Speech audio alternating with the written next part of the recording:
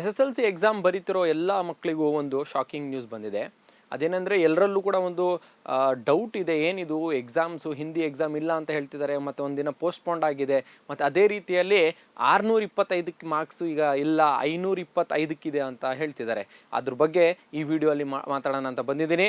ಇನ್ನೂವರೆಗೂ ನನ್ನ ಚಾನಲನ್ನು ಸಬ್ಸ್ಕ್ರೈಬ್ ಮಾಡಿಲ್ಲ ಅಂದರೆ ಹೋಗಿ ಬೇಗ ಸಬ್ಸ್ಕ್ರೈಬ್ ಮಾಡಿ, ಮತ್ತು ಅದೇ ರೀತಿಯಲ್ಲಿ ಈ ವಿಡಿಯೋನು ನಿಮ್ಮ ಫ್ರೆಂಡ್ಸ್ಗೂ ಕೂಡ ಶೇರ್ ಮಾಡಿ. ಸೊ ಏನಿದು 625 ಇಂದ ಇಳಿದು 525ಗೆ ಮಾರ್ಕ್ಸ್ ಇಳಿದಿದೆ. ಶಿಕ್ಷಣ ಸಂಸ್ಥೆ that education minister Madhu Bangarappa ಅವರ ಪ್ರೆಸ್ ಮೀಟ್ ಮುಖಾಂತರ ಅವ್ರು ಏನು ಹೇಳಿದ್ದಾರೆ ಅಂದರೆ, ಈಗ ಇನ್ನು ಮುಂದೆ ಇವತ್ತಿಂದಾನೇ ಅಂತಲೇ ಹೇಳಿದ್ದಾರೆ. ದಟ್ ಈಸ್ ಕಾಲ್ಡ್ 625 ಏನು ಎಕ್ಸಾಮ್ ಮಕ್ಕಳು ಬರೀತಿದ್ರು ಅದಿನ್ನು ಮುಂದೆ 525 ಮಾರ್ಕ್ಸ್ಗೆ ಕನ್ಸಿಡರ್ ಮಾಡ್ತಾರೆ ಅಂತ. ಹಾಗಿದ್ರೆ 100 ಮಾರ್ಕ್ಸ್ ಎಲ್ಲೋಯ್ತು? ಈ 100 ಮಾರ್ಕ್ಸನ್ನು ಹಿಂದಿ ಏನು ಥರ್ಡ್ ಲ್ಯಾಂಗ್ವೇಜ್ ಹಿಂದಿ ಅಂತ ಇತ್ತು, ನಾಟ್ ಓನ್ಲಿ ಹಿಂದಿ ಅಂತಾನೆ, ಥರ್ಡ್ ಲ್ಯಾಂಗ್ವೇಜಲ್ಲಿ ಯಾವುದೆಲ್ಲ ಬರ್ತಿತ್ತು, ಹಿಂದಿ ಇದ್ರು ಹಿಂದಿ, ಉರ್ದು ಅಥವಾ ಬೇರೆ ಸಂಸ್ಕೃತ ಆಗಿರಲಿ ಅಥವಾ ಬೇರೆ ಯಾವುದೇ ಒಂದು ಲ್ಯಾಂಗ್ವೇಜ್ ಥರ್ಡ್ ಲ್ಯಾಂಗ್ವೇಜ್ ಅಂತ ನೀವು ಏನೆಲ್ಲ ತಗೋತಿದ್ರಿ, ಆ ಲ್ಯಾಂಗ್ವೇಜನ್ನು ಗ್ರೇಡಿಂಗ್ ಸಿಸ್ಟಮ್ ಮುಖಾಂತರ ನಾವು ಈ ಸಲ ಕೊಡೋಣ ಅಂತ ಅವರು ನಿರ್ಧಾರ ತಗೊಂಡಿದ್ದಾರೆ. ಈ ನಿರ್ಧಾರ ತಗೊಂಡಿದ್ದು ಎಷ್ಟು ಸರಿ ಅಥವಾ ತಪ್ಪು ಅಂತಲೂ ಕೂಡ ನಾವು ಈ ವಿಡಿಯೋಲ್ಲಿ ಮಾತಾಡೋಣ. ಬಟ್ ಅದಕ್ಕಿಂತ ಮುಂಚೆ ಇನ್ನೇನು ಇದು 625 ಇದೆಯಲ್ಲ, ಇದು ಈ ವರ್ಷದಿಂದನೇನಾ ಅಥವಾ ಮುಂದಿನ ವರ್ಷ 525 ಆಗುತ್ತಾ ಅಂತ ನಿಮ್ಮಲ್ಲೆಲ್ಲರಲ್ಲೂ ಕೂಡ ಡೌಟ್ ಇರುತ್ತೆ. ಆ್ಯಕ್ಚುಲಿ ಇದು 525 ಅನ್ನೋದು ಏನು ಮಾರ್ಕ್ಸ್ ಇದೆ, ಈ ಸಿಸ್ಟಮನ್ನು ಈ ಪರೀಕ್ಷೆಯಿಂದನೇ ಅದನ್ನು ಇಂಪ್ಲಿಮೆಂಟ್ ಮಾಡ್ತಿದ್ದಾರೆ. ದಟ್ ಈಸ್ ನೀವು ಎಕ್ಸಾಮ್ ಏನು ಬರೆದಿದ್ದೀರಾ 525 ಮಾರ್ಕ್ಸ್ಗೆ ನಿಮಗೆ ರಿಸಲ್ಟ್ ಕೊಡ್ತಾರೆ. ಇನ್ ರಿಮೈನಿಂಗ್ ಹಿಂದಿ ಸಬ್ಜೆಕ್ಟ್ ನೀವೇನು ಬರೀತಿರಲ್ಲ ಅದನ್ನು ಓದಬಾರ್ದು ಅಂತ ಇಲ್ಲ, ಅಥವಾ ಕ್ಯಾನ್ಸಲ್ ಆಗಿದೆ ಅಂತ ಅಲ್ಲ.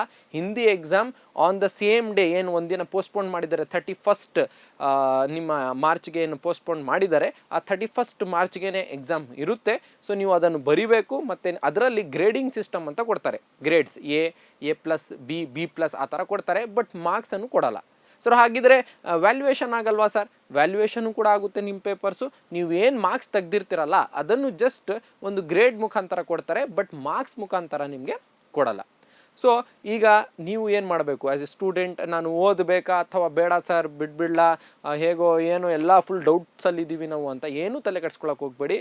ಇಷ್ಟು ತಿಂಗಳು ನೀವು ಏನು ಶ್ರಮ ಪಟ್ಟಿದ್ರಿ, ನಿಮ್ಮ ಟೀಚರ್ಸ್ ನಿಮ್ಮ ಹಿಂದೆ ಶ್ರಮ ಪಟ್ಟಿದ್ದಾರೆ, ನೀವು ಓದಿ. ನೀನು ಏನು ಎಕ್ಸಾಮ್ಗಿತ್ತು ಅದೇ ರೀತಿಯಲ್ಲಿ ನೀವು ಆರಾಮಾಗಿ ಓದಿ. ನೀವು ಏನು ಔಟ್ ಆಫ್ ಔಟ್ ಸ್ಕೋರ್ ಮಾಡಬೇಕು ಅಂತ ಇದ್ರಲ್ಲ ಅದೇ ರೀತಿಯಲ್ಲಿ ಬರೀರಿ, ಬಟ್ ನಿಮಗೆ ಗ್ರೇಡ್ ಕೊಡ್ತಾರೆ, ಅದು A+ ಬರಲಿ, ಓಕೆನಾ? ಬಟ್ ಈ ಮಾರ್ಕ್ಸ್ ಏನಾಗಲ್ಲ ನಿಮಗೆ ನಿಮ್ಮ ಎಕ್ಸಾಮಲ್ಲಿ ಟೋಟಲ್ ಪರ್ಸೆಂಟೇಜಲ್ಲಿ ಆ್ಯಡ್ ಆಗಲ್ಲ. ಯಾವ ರೀತಿಯಲ್ಲಿ ನಿಮಗೆ ಕಂಪ್ಯೂಟರ್ ಆಗಿರಲಿ ಅಥವಾ ಫಿಸಿಕಲ್ ಎಜುಕೇಷನ್ ಆಗಿರಲಿ ಗ್ರೇಡ್ ಸಿಸ್ಟಮಲ್ಲಿ ಕೊಡ್ತಿದ್ರು, ಅದೇ ರೀತಿಯಲ್ಲಿ ಹಿಂದಿಯನ್ನು ಮಾಡಿದ್ದಾರೆ. ಹಾಗಿದ್ರೆ ಶಿಕ್ಷಣ ಸಚಿವರು ಮಧು ಬಂಗಾರಪ್ಪ ಸರ್ ಅವರು ಏನು ಈ ನಿರ್ಧಾರವನ್ನು ತಗೊಂಡಿದ್ದಾರೆ ಅದು ಎಷ್ಟು ಸರಿ ಎಷ್ಟು ತಪ್ಪು ಅನ್ನೋದು ಕೂಡ ನಿಮ್ಮ ಅಭಿಪ್ರಾಯವನ್ನು ಕೂಡ ತುಂಬ ಇಂಪಾರ್ಟೆಂಟ್ ಇಲ್ಲಿ. ಆ್ಯಸ್ ಎ ಸ್ಟೂಡೆಂಟ್ ನೀವು ನೋಡ್ತಿದ್ರೆ, ಆಸ್ ಎ ಪೇರೆಂಟ್ ನೀವು ಈ ವಿಡಿಯೋನು ನೋಡ್ತಿದ್ರೆ ಕಮೆಂಟ್ ಮೂಲಕ ತಿಳಿಸಿ. ಈ ಮಧ್ಯದಲ್ಲಿ ಎಕ್ಸಾಮ್ ಇನ್ನೇನು 2-3 ಡೇಸಲ್ಲಿ ಇನ್ನೇನು 2 ಎಕ್ಸಾಮ್ಸ್ ಇರುವಾಗ ನೀವು ಇಂತಹ ಸ್ಟೇಟ್ಮೆಂಟ್ಸ್ ತಗೊಳ್ಳೋದು ಎಷ್ಟು ಸರಿ, ಎಷ್ಟು ಒಳ್ಳೆಯದು? ಮತ್ತು ಆ ಟೀಚರ್ಸ್ ಹಿಂದಿ ಟೀಚರ್ಸ್ದು ಶ್ರಮ ಎಲ್ಲೋಗಿದೆ?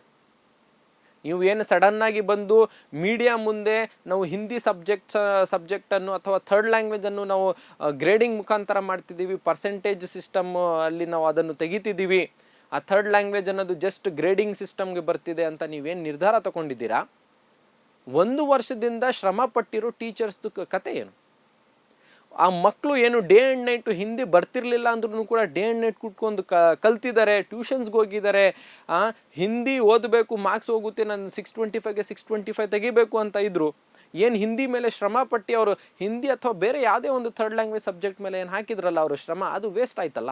ನೀವು ಸಡನ್ ನೀವು ಎಲ್ಲೋ ಇರ್ತೀರಾ, ಎದ್ದು ಬಂದಿದ ತಕ್ಷಣ ಮೀಡಿಯಾ ಮುಖಾಂತರ ಮೀಡಿಯಾ ಮುಂದೆ ಇಷ್ಟೆಲ್ಲ ಸ್ಟೇಟ್ಮೆಂಟ್ಸ್ ಕೊಟ್ಟು ಬೈಟ್ಸ್ ಕೊಟ್ಟು ಈ ಥರ ಮಾಡ್ತೀವಿ ಅಂದರೆ ಏನು ಮಾಡ್ತಿದ್ದೀರಾ ಅಂತ ಅರ್ಥ. 6 ತಿಂಗಳಿಗೆ ಒಂದ್ಸಲಿ ನೀವು ಒಂದು ಸ್ಟೇಟ್ಮೆಂಟ್ ಕೊಡ್ತೀರಾ, 6 ತಿಂಗಳಿಗೆ ಒಂದ್ಸತಿ ಏನೋ ಒಂದು ಎಕ್ಸ್ಪೆರಿಮೆಂಟ್ ಮಾಡ್ತಿರ್ತೀರಾ. ಇದೆಲ್ಲ ಮಾಡಲಿಕ್ಕೆ ಮಕ್ಕಳೇ ಬೇಕಾ ನಿಮಗೆಲ್ಲ? ನಾನು ಯಾವುದೇ ಒಂದು ಮಂತ್ರಿ ಆಗಿರಲಿ, ಯಾವುದೇ ಒಂದು ಸರ್ಕಾರ ಆಗಿರಲಿ, BJP ಸರ್ಕಾರ ಆಗಿರಲಿ, ಕಾಂಗ್ರೆಸ್ ಸರ್ಕಾರ ಆಗಿರಲಿ, JDS ಸರ್ಕಾರ ಆಗಿರಲಿ, ಯಾರೇ ಆಗಿರಲಿ, ಬಟ್ ಮಕ್ಕಳೇ ಬೇಕಾ ನಿಮಗೆ ಎಕ್ಸ್ಪೆರಿಮೆಂಟ್ ಮಾಡಲಿಕ್ಕೆ? 3 ತಿಂಗಳಿಗೆ ಒಂದ್ಸತಿ, 6 ತಿಂಗಳಿಗೆ ಒಂದ್ಸತಿ ಹೊಸ ಪ್ರಯೋಗಗಳು ಮಕ್ಕಳ ಮೇಲೆ ಮಾಡೋವಂಥದ್ದು. ಒಳ್ಳೆ ಪ್ರಯೋಗಗಳು ಮಾಡಿರಿ. ಅದು ಬಿಟ್ಬಿಟ್ಟು ನೀವು ಇದ್ದಂಗೆ ಯಾರೋ ಒಂದು ಪ್ರತಿಭಟನೆ ಮಾಡಿದ್ರು, ಯಾರೋ ಇದಕ್ಕೆ ವಿರೋಧ ಮಾಡ್ತಿದ್ದಾರೆ ಅಂದಿದ ತಕ್ಷಣವೇ ನಿಮ್ಮ ಡಿಸಿಷನ್ ಚೇಂಜ್ ಆಗಿ ಮಕ್ಕಳದು ಭವಿಷ್ಯದ ಬಗ್ಗೆ ಜೊತೆ ಆಟ ಆಡಬೇಡಿ. ಮಕ್ಕಳದು ಭವಿಷ್ಯದ ಜೊತೆ ದಯವಿಟ್ಟು ಆಟ ಆಡೋಕ್ಕೆ ಹೋಗಬೇಡಿ. ಯಾರೇ ಇರಲಿ, ಶಿಕ್ಷಣ ತಜ್ಞರ ಜೊತೆ ಸಲಹೆಗಳನ್ನು ತಗೊಂಡು ನೀವೇನು ತಗೊಂಡಿದ್ದೀರಾ ಅಂತ ಹೇಳ್ಬೋದು ನೀವು, ಬಟ್ ಏನು ಸಲಹೆಗಳನ್ನು ತಗೊಂಡಿದ್ದೀರಾ? ಮುಂದಿನ ವರ್ಷಕ್ಕೆ ಆಗ್ಬೋದಿತ್ತಲ್ಲ, ಈ ವರ್ಷನೇ ಬೇಕಿತ್ತ ನಿಮಗೆ ಇದನ್ನೆಲ್ಲ ಮಾಡಲಿಕ್ಕೆ? ಇದು ಯೋಚನೆ ಮಾಡೋ ವಿಚಾರ ಆಗಿದೆ. ಹಿಂದಿ ಶಿಕ್ಷಕರ ಕತೆ ಏನು? ಅವ್ರು ಎಲ್ಲಿ ಹೋಗ್ಬೇಕು? ಅವ್ರು ಏನು ಶ್ರಮ ಪಟ್ಟಿದ್ರೆ ಅವ್ರ ಜೊತೆಯಲ್ಲಿ ಯಾವತ್ತಾದ್ರೂ ನೀವು ಡಿಸ್ಕಷನ್ ಮಾಡಿದ್ದೀರಾ? ಓಕೆ, ಎಲ್ಲೋ ಒಂದು ಕಡೆ ಕನ್ನಡ ಪರ ಸಂಘಟನೆಗಳಾಗಿರಲಿ, ಯಾರೋ ಒಂದು ಕಡೆ ಯಾರೋ ಒಂದು ಹೋರಾಟ ಮಾಡ್ತಿದ್ದಾರೆ, ನಮಗೆ 3 ಭಾಷೆ ಬೇಡ, ದ್ವಿಭಾಷೆ ನಾವು ಸೂತ್ರವನ್ನು ಇಂಪ್ಲಿಮೆಂಟ್ ಮಾಡೋಣ, 2 ಲ್ಯಾಂಗ್ವೇಜಸ್ ಸಾಕು ಅಂತ ಏನು ಎಲ್ಲ ಹೇಳ್ತಿದ್ದಾರೆ, ಅದನ್ನು ನೀವು ಒಪ್ಕೊಂಡು, ಇಲ್ಲ ಯಾರೋ ನಾನು ನೋಡಿದೆ ವಿಡಿಯೋಸಲ್ಲಾಗಿರಲಿ ನ್ಯೂಸಲ್ಲೇ ಎಲ್ಲ ಆಗಿರಲಿ, ಹಿಂದಿ ಎಕ್ಸಾಮ್ ನೀವು ಏನಾದರೂ ನಡೆಸಿದ್ರೆ ನಾವು ಮುತ್ತಿಗೆ ಹಾಕ್ತೀವಿ, ಎಕ್ಸಾಮ್ ಆಗಲಿಕ್ಕೆ ಬಿಡಲ್ಲ ಅಂತ ಏನು ವಾರ್ನಿಂಗ್ ಕೊಟ್ಟಿದ್ರು ಜನ ಅಥವಾ ಬೇರೆ ಸಂಘಟನೆಗಳನ್ನು, ಅದನ್ನು ತಡೆಯೋಕ್ಕಾಗಲಿಲ್ವ ನಿಮ್ಮ ಕೈಯಿಂದ? ಪೊಲೀಸ್ ವ್ಯವಸ್ಥೆ ಇದೆ, ಎಲ್ಲ ಇದೆ, ತಡಿಬೋದಿತ್ತಲ್ಲ. ಮುಂದಿನ ವರ್ಷ ನಾವೇನೋ ಒಂದು ಮಾಡ್ತೀವಿ ಅಂತ ನೀವು ಸೂಚನೆ ಕೊಡ್ಬೋದಿತ್ತಲ್ಲ, ಆಲೋಚನೆ ಮಾಡಿ ಆಮೇಲೆ ಮಾಡ್ತೀವಿ ಡಿಸಿಷನ್ ಅಂತ. ಬಟ್ ಮಾಡಿಲ್ಲ, ಸಡನ್ನಾಗಿ ಇಮ್ಮಿಡಿಯೇಟಾಗಿ ನೀವು ತೊಗೊಬಂದ್ರಿ. What if in case next time ಕೂಡ ಯಾವುದಾದ್ರೂ ಸಂಘಟನೆಗಳು ಬಂದು ನೀವು ಈ ಎಕ್ಸಾಮನ್ನು ಹೋಲ್ಡ್ ಮಾಡಬೇಕು, ನೀವು ಈ ಥರ ಮಾಡಬೇಕು ಅಂತ ಸ್ಟ್ರೈಕ್ ಮಾಡಿದ್ರೆ ನೀವು ಮಕ್ಕಳದ್ದು ಭವಿಷ್ಯದ ಜೊತೆ ಅಲ್ಲಿ ಆಟ ಆಡ್ತಿಲ್ವಾ? ಮುಂದಿನ ದಿನಗಳಲ್ಲಿ ಯಾವುದೋ ಒಂದು ಎಕ್ಸಾಮ್ ದಿನ ಯಾವುದೋ ಒಂದು ಸಂಘಟನೆ ಕಟ್ಕೊಂಡು ಬಂದು ನಾವು ಎಕ್ಸಾಮ್ ಆಗಕ್ಕೆ ಬಿಡಲ್ಲ, ನೀವು ಎಕ್ಸಾಮ್ ಸೆಂಟರ್ಸ್ಗೆ ಮುತ್ತಿಗೆ ಹಾಕ್ತೀವಿ, ಈ ಸಬ್ಜೆಕ್ಟ್ಸನ್ನು ತೆಗಿಬೇಕು ಅಥವಾ ನಮ್ಮ ಡಿಮ್ಯಾಂಡ್ಸನ್ನು ನೀವು ಫುಲ್ಫಿಲ್ ಮಾಡಬೇಕು ಅಂತ ಸರ್ಕಾರಕ್ಕೆ ಒತ್ತಾಯ ಮಾಡುವಾಗ ನೀವು ಅದೇ ರೀತಿಯಲ್ಲಿ ಮತ್ತೊಂದು ಸತಿ ಅದೇ ಥರ ಮಾಡ್ತೀರಾ? ಯಾರೇ ಒಂದು ಪಾಲಿಟಿಕ್ಸ್ ಮಾಡಬೇಕು ಅಂದ್ರೇ ನಿಮ್ಮ ಪಾಲಿಟಿಕ್ಸನ್ನು ಸೈಡಲ್ಲಿ ಇಟ್ಬಿಡಿ, ಮಕ್ಕಳದ ಭವಿಷ್ಯದ ಬಗ್ಗೆ ಯೋಚನೆ ಮಾಡಿ ಆಮೇಲೆ ಇಂಪ್ಲಿಮೆಂಟ್ ಮಾಡಿ. ಈ ವರ್ಷದಲ್ಲಿ ಏನೆಲ್ಲ ಹೊಸ ಚೇಂಜಸ್ ಆಗಿದೆ ಅನ್ನೋದು ನಾವು ನೋಡಿದ್ದೀವಿ. ಏನು ಪಾಸಿಂಗ್ ಮಾರ್ಕ್ಸ್ ಇತ್ತು 28 ಮಾರ್ಕ್ಸ್ 13 ಇಳಿಸಿದ್ದೀರಾ. 13 ಇಳಿಸಿದ್ದೀರಾ ಅಂದರೆ ಅದರಲ್ಲೂ ಕೂಡ 3 ಎಕ್ಸಾಮ್ 1, ಎಕ್ಸಾಮ್ 2, ಎಕ್ಸಾಮ್ 3 ಎಲ್ಲಿತ್ತು ರೀ? 10th ಸ್ಟ್ಯಾಂಡರ್ಡ್ ಅನ್ನೋದು ಇಂಪಾರ್ಟೆನ್ಸ್ ಎಲ್ಲಿ ಹೋಗ್ತಾ ಇದೆ ಮಕ್ಕಳಲ್ಲಿ? ನೀವು ಎಲ್ರಿಗೂ ಪಾಸ್ ಮಾಡಿಬಿಟ್ಟು ನಾವು ಜಾಬ್ ಕಳ್ಸೋಣ ಅಂತ ಅಂದ್ಕೊಂಡಿದ್ದೀರಾ ಅಷ್ಟೇ ಅನಿಸುತ್ತೆ. ಬಟ್ ಆ ಮಗು ಏನು ಸೀರಿಯಸ್ ಆಗಿ ಓದ್ತಿದ್ದ ಆ್ಯಸ್ ಎ ಟೀಚರ್, ಅವರು ನಾವು ನೋಡಿರೋಂಥದ್ದು ಏನಂದರೆ, ಆ ಒಂದು ಸ್ಟೂಡೆಂಟ್, ಆ ವಿದ್ಯಾರ್ಥಿ ಏನು ಕೂತ್ಕೊಂಡು ಹಾರ್ಡ್ ವರ್ಕ್ ಮಾಡಬೇಕಿತ್ತು, ಓದಬೇಕಿತ್ತು, ಇನ್ನೂ ಈಸಿ ಆಗೋಯ್ತು ಅವನಿಗೆ. ಆಟ ಆಡಿಕೊಂಡು ಎಲ್ಲೋ ಒಂದು ಓಡಾಡಿಕೊಂಡು ಫೈನಲ್ ಎಕ್ಸಾಮ್ ಬಂದು ಕೂತ್ಕೊಬಿಡೋದು, ಮಲ್ಟಿಪಲ್ ಚಾಯ್ಸ್ ಹಾಕ್ಬಿಡೋದು, ಏನೋ ಒಂದು ಆಚೆ ಈಚೆ ನೋಡಿ ಪಾಸ್ ಆಗಿಬಿಡೋದು. ಆಮೇಲೆ ಅದೇ ಸ್ಟೂಡೆಂಟ್ಸು ನಿಮ್ಮ ಕಾಲೇಜ್ ಕಳಿಸ್ತಾರೆ. ನೀವೇನು ಅಂದ್ಕೊಂಡಿದ್ದೀರಾ ಅಂದರೆ SSLC ಪಾಸ್ ಮಾಡಿದ ತಕ್ಷಣ ಅವ್ರಿಗೆ ಕೆಲಸ ಸಿಕ್ಬಿಡುತ್ತೆ, ಎಲ್ಲೋ ಒಂದು ಹೋಗ್ತಾರೆ, ಏನೋ ಒಂದು ಸಣ್ಣ ಪುಟ್ಟ ಡಿಪ್ಲೊಮಾ ಕೋರ್ಸಸ್ ಏನೋ ಒಂದು ಮಾಡಿಕೊಂಡು ಕೆಲಸಕ್ಕೆ ಸೇರ್ಕೋತಾರೆ. ಯಾವುದು ಕೆಲಸಕ್ಕೆ ಸೇರ್ಕೊಳತ್ತಾರಂತ ನೀವು ಅಂದ್ಕೊಂಡಿದ್ದೀರಾ? ಅವ್ರಿಗೆ ಇಂಟ್ರೆಸ್ಟ್ ಇಲ್ಲ ಅಂದಮೇಲೆ ನೀವು ಇಷ್ಟು ಸುಲಭವಾಗಿ ಮಾಡಿಬಿಡ್ತಿದ್ದೀರಾ ಅಂದರೆ SSLCದು ಭಯನೇ ಇರಲ್ಲ. ಅಟ್ಲೀಸ್ಟ್ ಮಿನಿಮಮ್ ಆ ಫಿಯರ್ ಆಫ್ ಎಕ್ಸಾಮ್ ಇರಲೇಬೇಕು ಮನುಷ್ಯರಲ್ಲಿ ಅಥವಾ ಆ ಸ್ಟೂಡೆಂಟ್ಸಲ್ಲಿ. ಇದ್ದಕ್ಕಿದ್ದಂಗೆ ಅದನ್ನು ಚೇಂಜ್ ಮಾಡಿಬಿಟ್ಟು ನಾವು ಡೈಲ್ಯೂಟ್ ಮಾಡ್ತಿದ್ದೀವಿ ಅಂದರೆ ನಮ್ಮ ಎಜುಕೇಷನ್ ಸಿಸ್ಟಮ್ ಡೈಲ್ಯೂಟ್ ಆಗ್ತಿದೆ. ಫಾರಿನ್ ಕಂಟ್ರೀಸ್ ಕಂಪೇರ್ ಮಾಡಿದ್ರೆ ನಮ್ಮ ಇಂಡಿಯಾದಲ್ಲಿ ಎಜುಕೇಷನ್ ಸಿಸ್ಟಮ್ ಟಾಪ್ ಮೋಸ್ಟ್ ಲೆವೆಲಲ್ಲಿದೆ. ಏನಕ್ಕೆ ಅಂದರೆ ನಮ್ಮಲ್ಲಿರೋಂಥದ್ದು ಕಾಂಪಿಟೇಷನ್, ನಾವು ಕೊಡ್ತಿರೋಂಥ ಎಜುಕೇಷನ್ನು, ಅದನ್ನು ಡೈಲ್ಯೂಟ್ ಮಾಡೋಕ್ಕೆ ಹೋಗಬೇಡಿ ದಯವಿಟ್ಟು ಅದನ್ನು ಡೈಲ್ಯೂಟ್ ಮಾಡೋಕ್ಕೆ ಹೋಗಬೇಡಿ. ಇನ್ನು ಮುಂದೆ ಯಾವುದೇ ಈ ಥರ ಇನ್ಸಿಡೆಂಟ್ಸ್ ಆದ್ರೂ ಕೂಡ ದಯವಿಟ್ಟು ನೀವು ಒಂದು ಸ್ವಲ್ಪ ಡಿಸ್ಕಸ್ ಮಾಡಿ ಅದರಲ್ಲಿ ಸ್ವಲ್ಪ ಜಾಸ್ತಿ ಯೋಚನೆ ಮಾಡಿಬಿಟ್ಟು ಇಂಪ್ಲಿಮೆಂಟ್ ಮಾಡಿ. ಸಡನ್ ಡಿಸಿಷನ್ಸ್ ತೊಗೊಂಡ್ರೆ ಅದು ಸರಿಯಲ್ಲ, ಮಕ್ಕಳದ್ದು ಭವಿಷ್ಯದ ಜೊತೆ ಆಟ ಆಡೋ ಥರ ಅಂತ ನನಗನ್ನಿಸ್ತಿದೆ. ಇದು ನನ್ನ ಪರ್ಸ್ನಲ್ ಒಪಿನಿಯನ್, ನಾನು ಹೇಳ್ತಿರೋಂಥದ್ದು.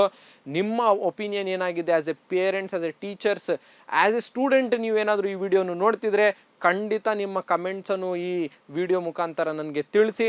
ಈ ನಮ್ಮ ಹೋರಾಟ ಏನಿದೆ, ಬೇರೆ ಏನೆಲ್ಲ ಹೋರಾಟಗಳು ಮಾಡ್ತಿದ್ದಾರೆ, ಒಂದು ಒಳ್ಳೆ ರೀತಿಯಲ್ಲಿ ಹೋಗಲಿ.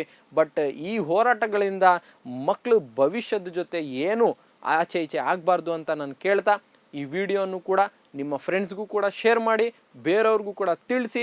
ಎಕ್ಸಾಮ್ ಇದೆ, ಕ್ಯಾನ್ಸಲ್ ಆಗಿಲ್ಲ, ಹಿಂದಿ ಎಕ್ಸಾಮು ಕೂಡ ನಡೆಯುತ್ತೆ, ವ್ಯಾಲ್ಯೂಯೇಷನ್ನು ಕೂಡ ನಡೆಯುತ್ತೆ. ಬಟ್ ಮಾರ್ಕ್ಸ್ ಏನಾಗುತ್ತೆ ಅಂದರೆ ಕನ್ಸಿಡರ್ ಆಗಲ್ಲ, ಗ್ರೇಡಿಂಗ್ ಸಿಸ್ಟಮಲ್ಲಿ ಕೊಡ್ತಾರೆ. ಅದು ಈ ವರ್ಷದಿಂದಲೇ ಆಗುತ್ತೆ.